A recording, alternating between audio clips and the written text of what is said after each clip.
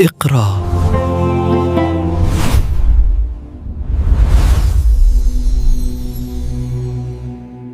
সকাল গড়িয়ে দুপুর পেরিয়ে বিকেলের রক্তিম সূর্যটা কবে যে পশ্চিম আকাশের কোলে ঢলে পড়েছে মাহবা বুঝতেই পারল না। অবশ্য সেই সুরম্য দালানের ভেতর থেকে সময়ের উত্থান পতনের খেয়াল রাখাটা অসম্ভব বটে। কি এক লুকোনো রহস্যের মতো দেখতে সেই অট্টালিকা। যে পথ ধরে এসেছিল মাহবা সেই পথ ধরেই ফিরে যেতে লাগল। জোর কদমে এগোচ্ছে, একে তো সন্ধ্যার ঘনঘটা প্রকৃতির আয়োজনে, ওদিকে তার পিতা বুজাকশা ও মায়ের সীমাহীন দুশ্চিন্তা। উভয় চিন্তা মাহবাকে অস্থির করে তুলল। মাহবা যখন বুজাকশার দালানে পৌঁছাল তখন সূর্যটা ডুবে গিয়েছে। নিঃসীম অন্ধকারে ছেয়ে উঠেছে প্রকৃতি। মাহবাদের ঘরের কোণে কোণে জ্বলে উঠেছে আগুনের মশাল। ঘরের প্রবেশ মুখেই তার সাথে বুজাকশার দেখা হয়ে যায়। সন্তানকে দেখে আনন্দে ঝলমল করে ওঠে পিতার চেহারা। যেন বহু খরা, বহু রৌদ্র তাপের পরে প্রকৃতি জুড়ে নামল এক পশলা প্রশান্তির বৃষ্টি। মাহবাকে টেনে বুকে জড়িয়ে নেয় বুজাকশা। বাবার চেহারা আর আচরণে এত আবেগ মাহবা আগে কখনো দেখেনি। তুমি কি জানো আজ তোমার জন্য আমরা কত দুশ্চিন্তায় ছিলাম? মাহবার উদ্দেশ্যে বুজাকশার প্রশ্ন। মাহবা কোনো কথাই বলল না, মাথা নিচু করে দাঁড়িয়ে রইল। দুপুর থেকে তোমার মা কোনো কিছুই মুখে তোলেনি, কাঁদছে তো কাঁদছেইস। বাবা, আমি মায়ের কাছে যেতে চাই। তা নিশ্চয়ই যাবে, কিন্তু তার আগে বলো সারাটা দিন কোথায় হারিয়েছিলে? সারা অঞ্চল তন্ন তন্ন করে খুঁজেও তোমার কোনো হুদিস কেউ বের করতে পারল না। এমন নিরুদ্দেশ হয়ে যাবে জানলে তোমাকে কোনোদিনও আমি এই কাজে পাঠাতাম না। মাহবা নিশ্চুপ হয়ে দাঁড়িয়ে রইল। পিতাকে তার অনেক কথাই বলার আছে, কিন্তু সে এখনই বলতে চায় না। আগে তার মায়ের সাথে দেখা করা উচিত। যাও, তোমার মা তার নিজের ঘরেই আছো। সুবোধ বালকের মতো মাহবা সোজা চলে গেল মায়ের ঘরের দিকে। দরজার কাছে দাঁড়িয়ে মাহবা গলা খাঁকারি দিল বার কয়েক। ভেতর থেকে প্রশ্ন ভেসে এলো, কে? মা, আমি মাহবা। তড়িৎ গতিতে দৌড়ে এলেন মাহবার মাতা। এসে সন্তানকে বুকে জড়িয়ে নিলেন। কপালে হাতে চুমু খেতে খেতে বললেন, কোথায় গিয়েছিলে সারাদিন? তোমার জন্য দুশ্চিন্তায় আমরা দুটো মানুষ যে মরে যাচ্ছিলাম তা তুমি জানো? তোমার কি একবারও মনে হয়নি যে আমরা তোমার প্রতীক্ষায় থাকতে পারি? হারিয়ে যাওয়া ছানাকে ফিরে পেয়ে দিশেহারা হরিণীর চোখ যেমন উজ্জ্বল হয়ে ওঠে, মাহবার বেলাতেও তাই ঘটল। তার মুখে অজস্র প্রশ্ন, অথচ চোখে প্রশান্তির দীপ্তি। মাহবা কোনো কথাই বলল না, অনুতপ্ত চোখে কেবল মায়ের দিকে তাকিয়েই থাকল। সেই রাতে মাহবাকে আর কেউ কোনো প্রশ্ন করল না। অত দূরের পথ পরিক্রমা মারিয়ে এসে মাহবাও ক্লান্ত। বিছানায় পিঠ ছোঁয়াতেই কেমন প্রশান্তির আবেশ নেমে আসল চোখে। কখন যে দুচোখ ভরে ঘুম নামল টের পেল না। মাহবার ঘুম ভাঙল মধ্যরাতে। একটি আশ্চর্য স্বপ্ন দেখে। সে দেখল এক বিরান বিস্তৃত মরুভূমির পথ ধরে সে হেঁটে যাচ্ছে। মাথার ওপরে গনগনে সূর্য, পায়ের নিচে তপ্ত বালি। ছোট একটা কাফেলার সাথে পথ চলছে মাহবা। তারা হাঁটছে তো হাঁটছেই, যেন এই পথ কোনোদিন ফুরবে না, যেন এই পথের কোনো সমাপ্তি বিন্দু নেই। কাফেলার কাউকেই মাহবা চিনতে পারছে না। অদ্ভুত তাদের বেশভূষা, আরও অদ্ভুত তাদের বাকভঙ্গিমা। কিন্তু ভারী অভয়ের সাথে মাহবা তাদের সঙ্গ দিচ্ছে। তার চোখে মুখে কোনো ভয় নেই, অবিশ্বাস নেই, তার বদলে আছে একরাশ মুগ্ধতা। কিন্তু কোথায় যাচ্ছে তারা? মাহবা কিছুই চিনতে পারছে না। এই মধ্যরাতেই ধরফর করে বিছানায় উঠে বসল সে। সেই ধুধু বিস্তীর্ণ মরুভূমি, সেই তপ্ত বালুর অবিশ্রান্ত পথ, সেই ছোট্ট কাফেলা আর প্রখর রৌদ্রতাপ যেন মুহূর্তে হাওয়ায় মিলিয়ে গেল। জানালা দিয়ে বাইরে তাকালো মাহবা। কি ঘোর অন্ধকার রাজ্য জুড়ে! একটু দূরে কিসের যেন ফরফর আওয়াজ শুনতে পেল সে। কোনো সাপ হয়তো শুকনো পাতার ভেতর দিয়ে পথ চলছে। এ নিশুতি রাতে এটুকু আওয়াজ ব্যতীত আর কোনো সারশব্দ নেই কোথাও। কি এক আশ্চর্য নীরবতা জগৎ জুড়ে! মাহবা তার স্বপ্নটা নিয়ে ভাবতে বসল। মায়ের কাছে সে একবার শুনেছিল মধ্যরাতের স্বপ্ন নাকি সত্যি হয় জীবনে। যদি তাই হয় তবে এই মরুভূমি পথ, এই কাফেলা, এই অচেনা লোকজন, এসবের কি অর্থ? হঠাৎ মাহবার মনে পড়ল কবিলার সেই সুরম্য দালানে থাকা বৃদ্ধের কথা।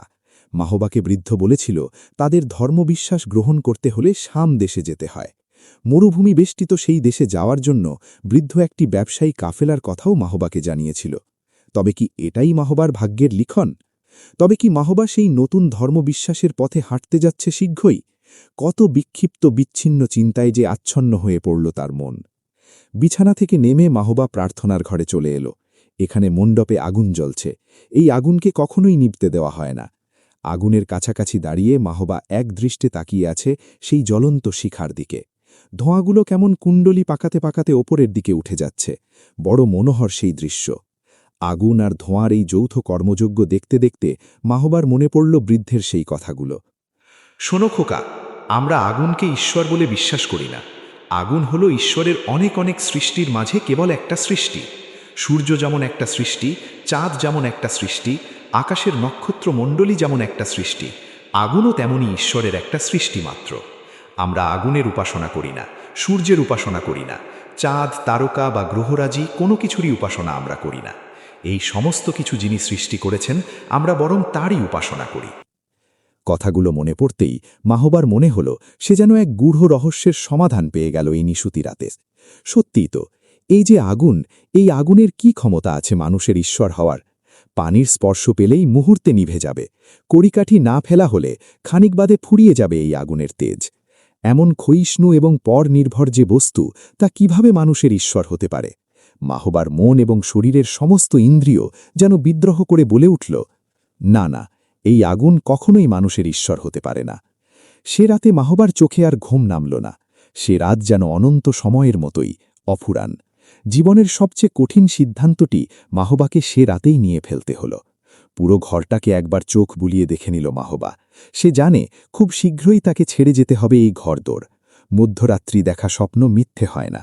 সেই ধুধু বিস্তীর্ণ মরুভূমি পথ, সেই তপ্ত বালুকাময় প্রান্তর, সেই অচেনা কাফেলা যেন মাহবাকে এক দুর্নিবার আকর্ষণে টেনে চলেছে।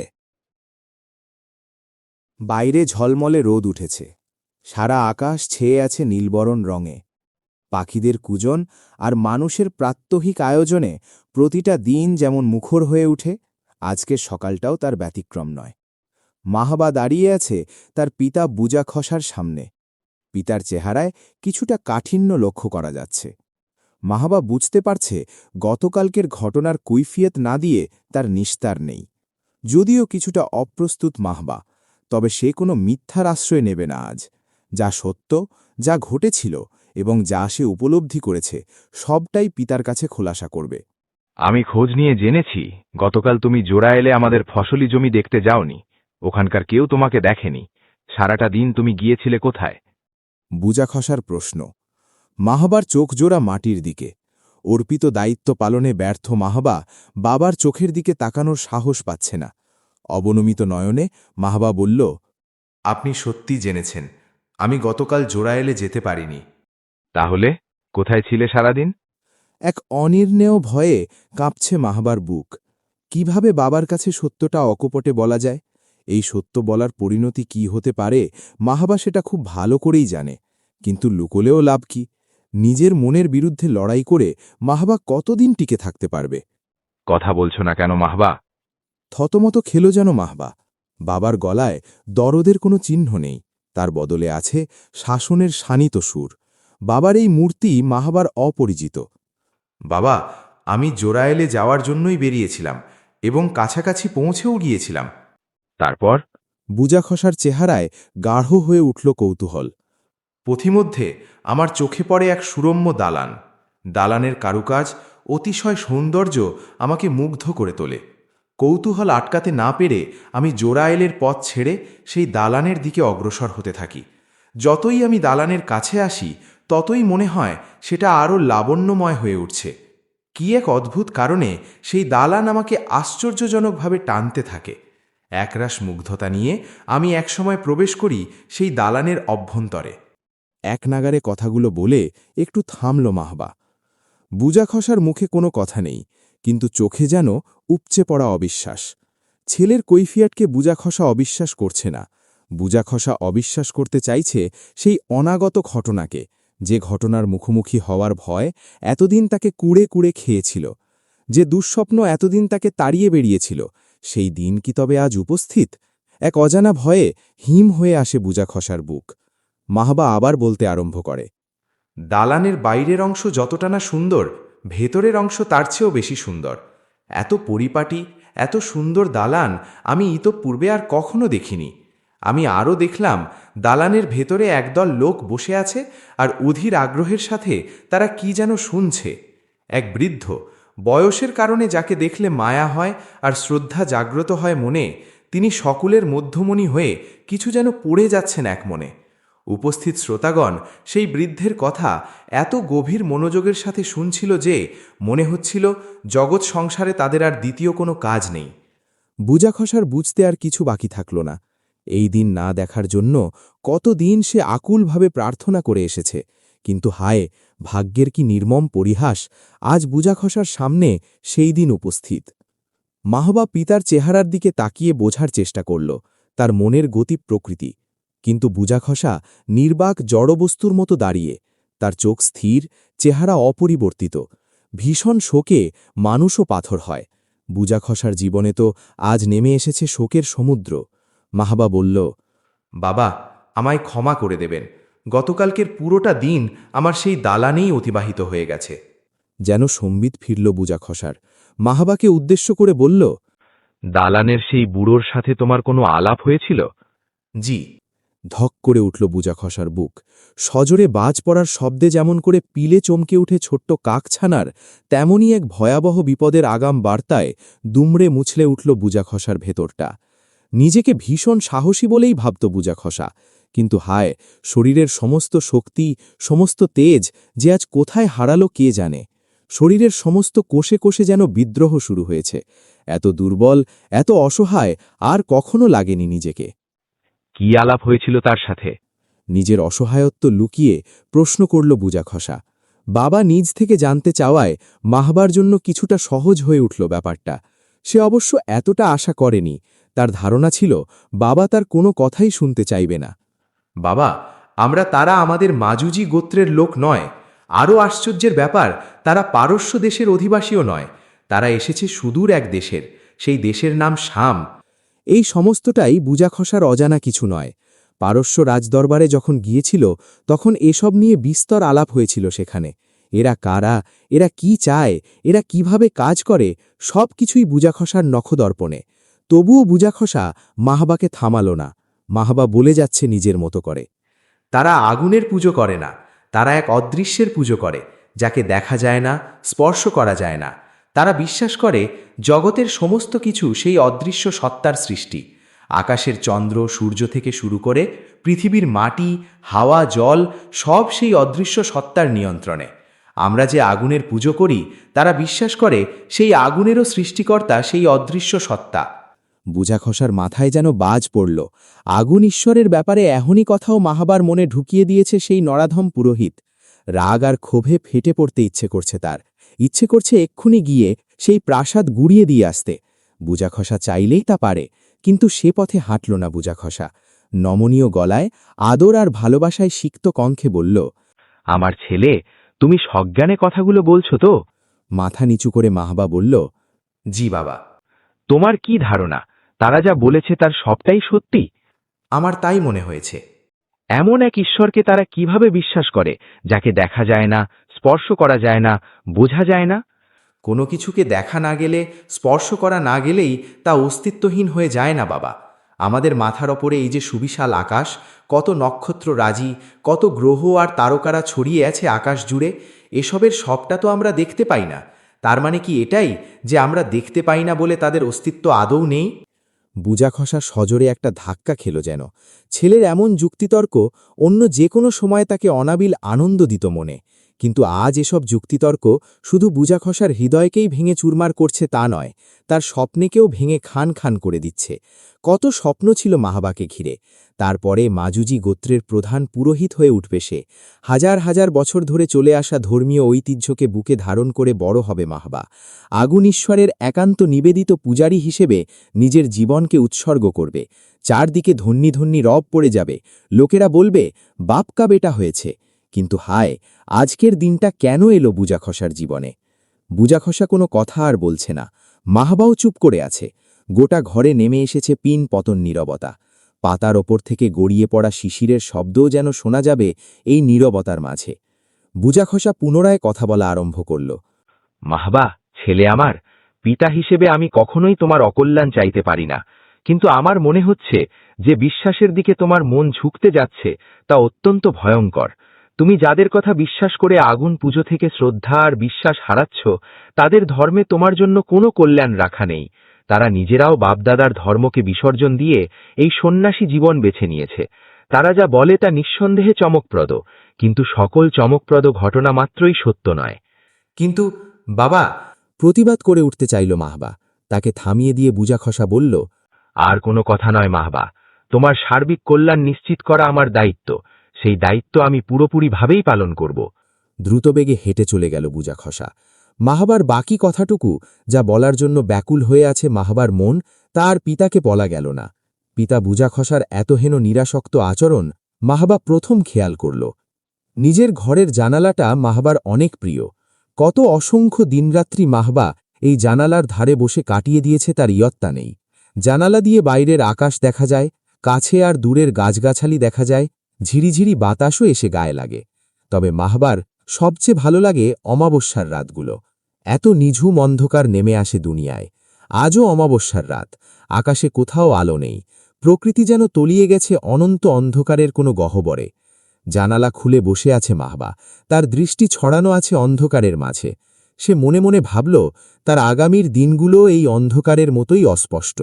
সে জানে না কোথায় যাবে, কোন তেপান্তরে ঠাঁই হবে তার। কিন্তু মনের ভেতরে বিদ্রোহের যে রণসঙ্গীত বেজে চলেছে, সেটা যে বড় কোনো বিপদের পূর্বাভাস, সেটা মাহবা বুঝতে পারে। আগুন পুজোর প্রতি তার মনে আর একটুও শ্রদ্ধা কিংবা ভক্তি নেই।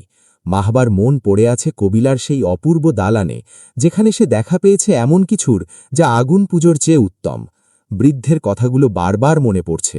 সত্যিই তো, বস্তুকে পুজোর চেয়ে বস্তুর সৃষ্টিকর্তার আরাধনা করাই তো অধিক যুক্তিযুক্ত। কিন্তু তার পিতা বুজাখসা, যাকে সে বিচক্ষণ, সৎ আর সত্যের প্রতি নিবেদিত একজন মানুষ হিসেবে চিনে এসেছে এতদিন, তার চোখে কেন এই স্পষ্ট সত্যটা ধরা পড়ছে না?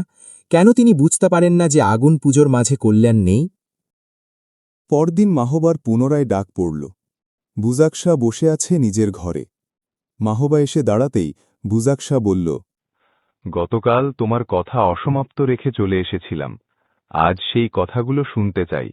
গতকাল যা বলতে চেয়েছিলে তা আজ বলো। মাহবা বিস্মিত হল খানিকটা। যদিও বাবার চেহারায় আজ তেমন কাঠিন্যতা লক্ষ্য করা যাচ্ছে না, কিন্তু মাহবা বুঝতে পারছে না কেন তার পিতা এত তোড়জোড় করে তার কথা শুনতে উদ্গ্রীব হয়ে পড়লেন। শুরু করো মাহবা। তাগাদা দিল বুজাকশা। আগুন পুজোর প্রতি বুজাকশার একনিষ্ঠতা মাহবার অজানা নয়। আকাশের সূর্য ভূমিতে নেমে আসতে পারে, কিন্তু তার পিতা আগুন পুজোর প্রতি বিতৃষ্ণ হবে এমনটা কল্পনাতেও সম্ভব বলে মনে করে না মাহবা। তবু কেন আজকের এই আয়োজন? এটা কি বুজাকশার পাতানো কোনো ফাঁদ? মাহবা সাহস সঞ্চার করল মনে। সত্য থেকে সে পালাতে চায় না। হৃদয়ের মরমে যে বিশ্বাস আস্তানা গেড়েছে, তা অস্বীকার করার যন্ত্রণা বয়ে বেড়াতে চায় না মাহবা। বাবা, আমি কোনো রকম অসততার আশ্রয় নিতে চাই না। কোনো ছলচাতুরি কিংবা কৌশলেরও শরণাপন্ন আমি হব না আজ। আমি মহামতি বুজাকশার সন্তান। সততা আর সত্যবাদিতাপূর্ণ পরিবেশে আমি বেড়ে উঠেছি। আমার হৃদয়ে যা বিশ্বাস করে, আমার অন্তঃকরণে যা প্রতিধ্বনিত হয়, আমার মরমে যে সুর বেজে চলছে দিবানিশি, সেই সত্যকে আমি কোনোভাবেই আপনার কাছে গোপন করব না। আমি জানি না এই সত্যবাদিতার পরিণাম কি হবে। এটাও জানি না এই জগৎ সংসারে কোথায় হবে আমার ঠাঁই। কিন্তু আমি মহামতি বুজাকশার সন্তান মাহবা আজ সত্য বলা থেকে এক চুলও পিছ হব না। বুজাকশা মায়ামাখা চোখে তাকালো মাহবার দিকে। তার চোখে ঘোর অবিশ্বাস। এইমাত্র যে কথাগুলো শুনল, সেসব সত্যিই কি তার মাহবার? এত সুন্দর, এত দৃঢ়, এত স্পষ্ট।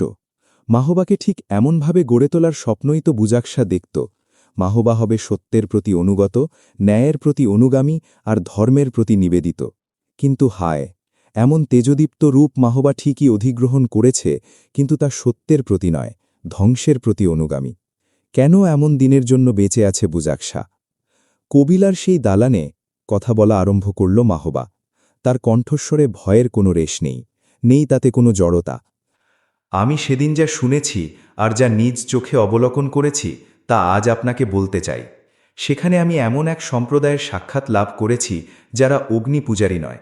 আগুনকে তারা সৃষ্টিকর্তা হিসেবে বিশ্বাস করে না।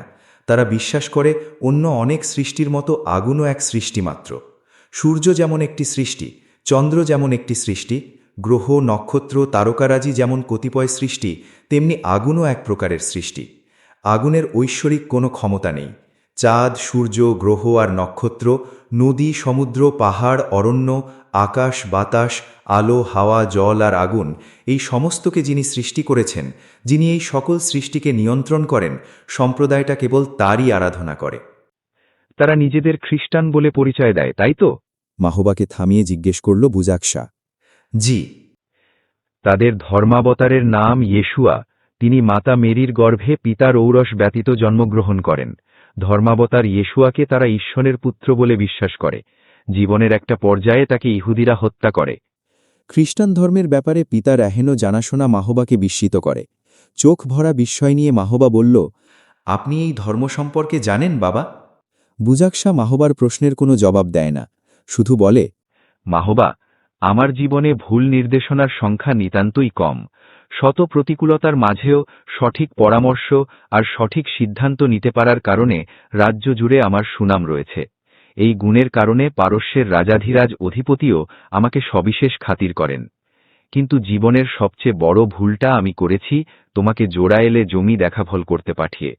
এই তল্লাটে আমার সম্মুখে দাঁড়িয়ে কথা বলার সাহস সচরাচর কেউ করে না, অথচ আমি আশ্চর্যান্বিত হয়েছি এটা দেখে যে তুমি একটা ভিন্ন ধর্ম, সম্পূর্ণ ভিন্ন সম্প্রদায়ের আজগুবি কথাবার্তা আমার সামনে দাঁড়িয়ে আমাকে শোনাচ্ছ। বাবা হিসেবে তোমার সাহসের আমি তারিফ করছি, তবে সাথে এও জানাচ্ছি আজ হতে ঘরের বাইরে যাওয়া তোমার জন্য সম্পূর্ণভাবে নিষিদ্ধ করা হলো। কথাগুলো বলেই হনহন করে হেঁটে চলে গেল বুজাকশা।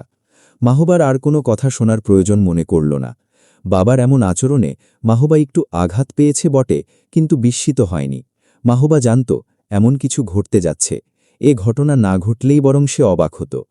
মাহবা কেবল গৃহবন্দীই হল না, বুজাকশার নির্দেশে একদল প্রহরী মাহবার পায়ে লোহার শেকলও পরিয়ে দিয়ে গেল। বিস্ময়ে যেন বিমূঢ় হয়ে গেল মাহবা।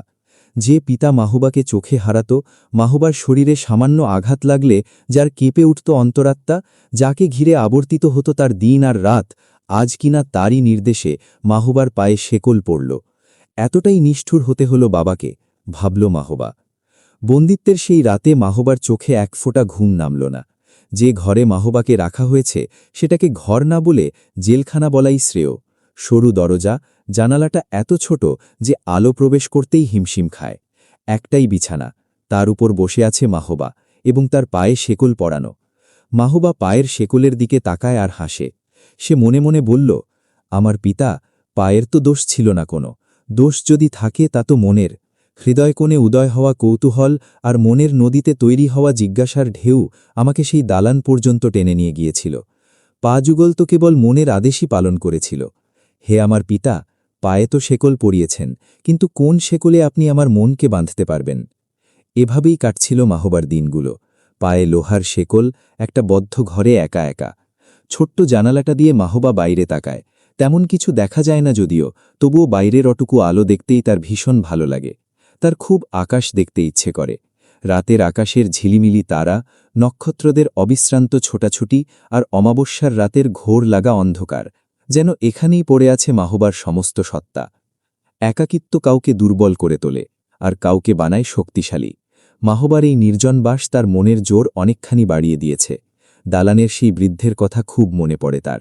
আরও মনে পড়ে সেই ধর্মটার কথা, যেখানে ঈশ্বর এমন এক সত্তা যাকে দেখা যায় না, ছোঁয়া যায় না, যিনি অদৃশ্য থেকে সবকিছু নিয়ন্ত্রণ করেন, তাকে শুধুই উপলব্ধি করতে হয়। সত্যি বড় সুন্দর তাদের বিশ্বাসের ধরন। মনে মনে এক চূড়ান্ত সিদ্ধান্তে উপনীত হল মাহবা, যা কিছুই ঘটুক, শাম দেশের সেই ধর্মই হবে তার জীবনের পাথেয়। এই বিশ্বাসের জন্য যদি জীবন ত্যাগ করতে হয় তাতেও আপত্তি নেই মাহবার। যা সত্য তার জন্য জীবন দিতে পারা তো মহা সৌভাগ্যের ব্যাপার। মাহবা জানে যাই পল্লীতে বসে এই নতুন ধর্মে ধর্মান্তরিত হওয়া কস্মিন কালেও সম্ভব নয়। সেই ধর্মমত গ্রহণ করতে হলে তাকে পাড়ি জমাতে হবে সুদূর শাম দেশে। ছেড়ে যেতে হবে বাবা, মা, নিজের ঘরবাড়ি, পরিচিত পরিবেশ। একটু একটু করে যেখানে বেড়ে উঠেছিল মাহবা, যে মাটিতে মিশে আছে তার শৈশবের রঙিন স্মৃতি, যে আলো হাওয়া জলে ছড়িয়ে আছে তার কিশোরের বাড়ন্ত সব স্বপ্নেরা, সেই স্বপ্নময় জীবন ছেড়ে তাকে চলে যেতে হবে ভিন্ন দেশে। ভাবতেই ভার হয়ে আসে মাহবার বুক। কিন্তু সত্যের সন্ধান পেতে মাহবা এমন স্বপ্নময় জীবন শুধু কেন, নিজের শেষ রক্তবিন্দুও উৎসর্গ করতে মরিয়া মাহবা। সত্যের চেয়ে বড় কোনো স্বপ্ন নেই।